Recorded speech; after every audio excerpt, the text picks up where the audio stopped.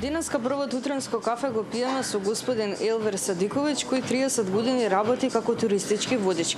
Во рубриката на Кафе со ќе откриеме како изгледа неговиот работен ден, како изгледа едно вообичаено утро на туристички водич, но генерално ќе слушнеме и неколку податоци токму за самата професија. Добро утро и добро дојдовте во нашата утренска емисија. Добро утро, добро ве најдов. За почеток сакам да слушнеме како започнува едно вообичаено утро на туристички водич. Вообичаено секако дека во екот на летната сезона, кога имаме најголем, прилив на гости, можеме да кажеме странски гости, зависно од времето кога ќе започнеме со градската тура, односно разредот на градот Скопје, обично користиме времето пред да почнеме со групата со едно утренско кафе. Тоа утренско кафе и тоа, можеме да кажеме, тоа уживање во пиењето на утренското кафе го пиеме во старата турска скопска чашија, бидејќи нормално дека сите знаеме дека срцето, што се вика и душата на градот Скопје е старата скопска турска чашија. И ете, секогаш ние, сите водичи, го почнуваме тоа утренско кафе во старата скопска турска чашија. Збориме, ако веќе почнува разредот некаде од старата скопска чашија.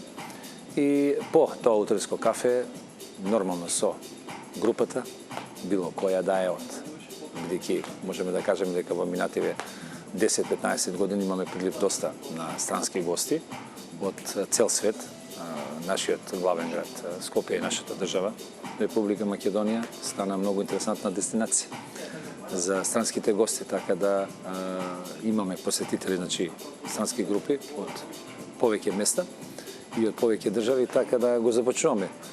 Со утренско кафе и продолжуваме со нив, секако дека и кога ќе завршиме ги покануваме на кафе, да го пробат тоа наше, можеме да кажеме, македонско или турско кафе во старата турска чашија и секако дека после разредот на градот Скопје, во зависност од тоа доколку имаме други групи, продолжуваме со разредот на градот Скопје, меѓутоа обичајно, секој ден не започнува со утренско кафе. Со оглед на тоа дека ми напоменавте дека работите околу 30 години како туристички водич, дали можеби се сеќавате на вашиот прв работен ден и како се пројави самата љубов кон оваа професија?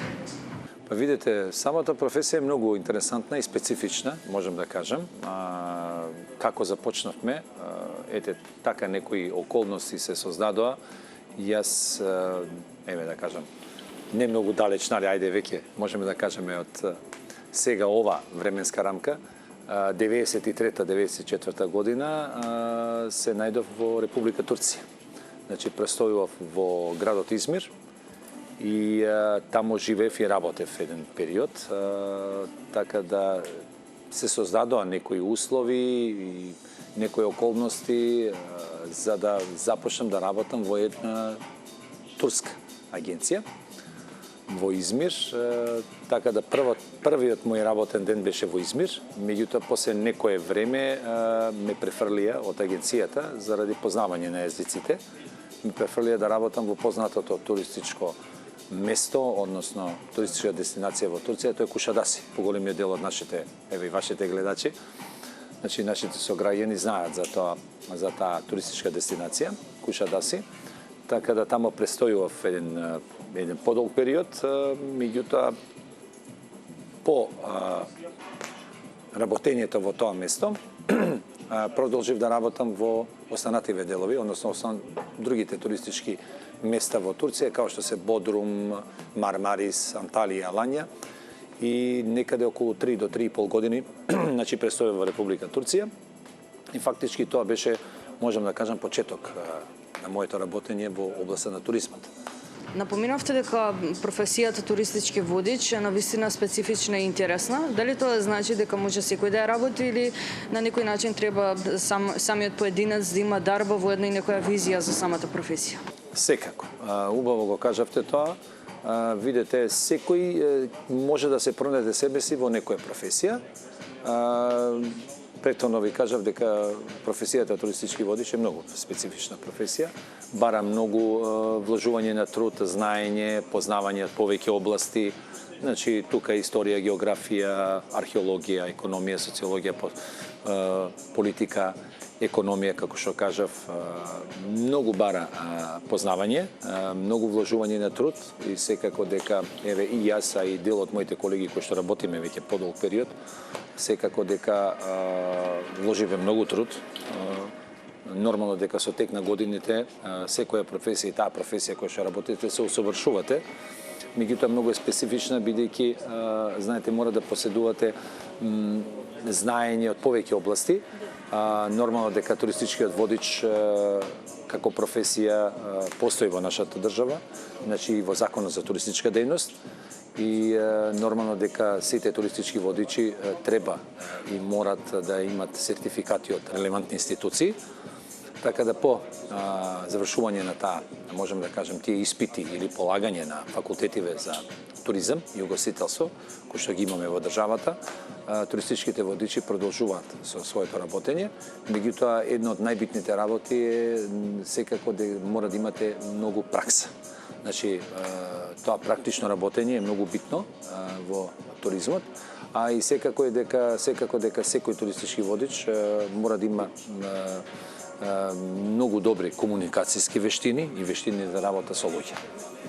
Кој е најинтересниот историски локалитет или атракција што сте ја посетиле во рамки на вашите тури? Во рамките на? Вашите тури. Збориме за Македонија или? Па генерално, може и надвор од Македонија. И надвор од Македонија? Да.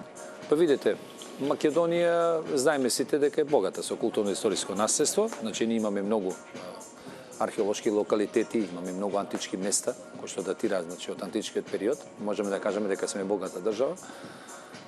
Би кажал за Македонија Хераклеа, Стоби, секако дека тука е Охрид, Самойловите тврдини, повеќе места, а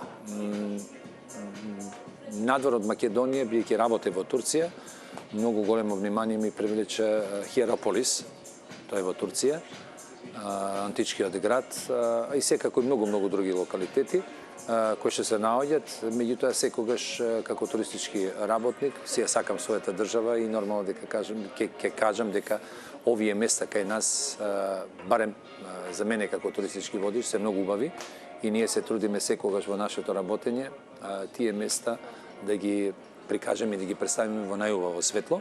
Бидејќи, кој што кажав, имаме долга историја, значи имаме богато културно-историско наследство и секако дека се гордееме со сите тие значи археолошки локалитети и антички места кои што ги имаме во Македонија. Како ја гледате иднината на туризмот во земјава? Па видите, туризмот е брзо растечка гранка, можам да кажам една од најразвиените гранки во светски рамки. Бара многу вложување во последниве неколку години, можеме да кажеме по ковид кризата, значи настана еден бум во светски рамки. Многу луѓе патуваат, многу туристи, секако дека нашето место, значи можеме да кажем нашата држава, Скопје како главен град и сите останати места во нашава држава стана мощно интересантни за странските туристи. За сето тоа нормално дека треба да се има многу вложување.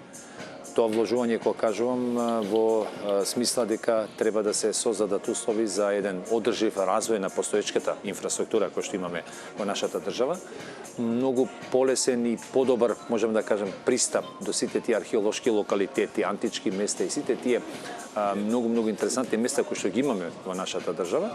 А и секако е дека треба да се гради една национална стратегија за туризмот, кој што за жал во минативе неколку години ја немаше кај нас, меѓутоа повторно ќе кажам еве со формирањето на новото Министерство за култура, а тука и со новата постава во Агенцијата за промоција, поддршка и развој на туризмот во Република Македонија, ќе се направат напори во идниот период да се направи една стратегија за еден одржлив туризам, за еден туризам кој што за едно скалило, можем да кажем, или повеќе скалила ќе биде подобро и ќе понуди една богата туристичка понуда за странските туристи кои што ја посетуваат на нашата држава. Во минатиот период имаме голем број на туристи, еве и ова година, значи следнава 2025 година, имаме информации дека ќе имаме голем прилив на странски туристи, така да се надевам дека конечно ќе се изгради една стратегија со што ќе се подобрат условите во туризмот, во туристичкото работење, а исто така и самата позиција и статусот на туристичките работници. Ви благодарам многу за одвоеното време и што имавме можност да слушнеме нешто повеќе за вашата професија. Благодарам и вам.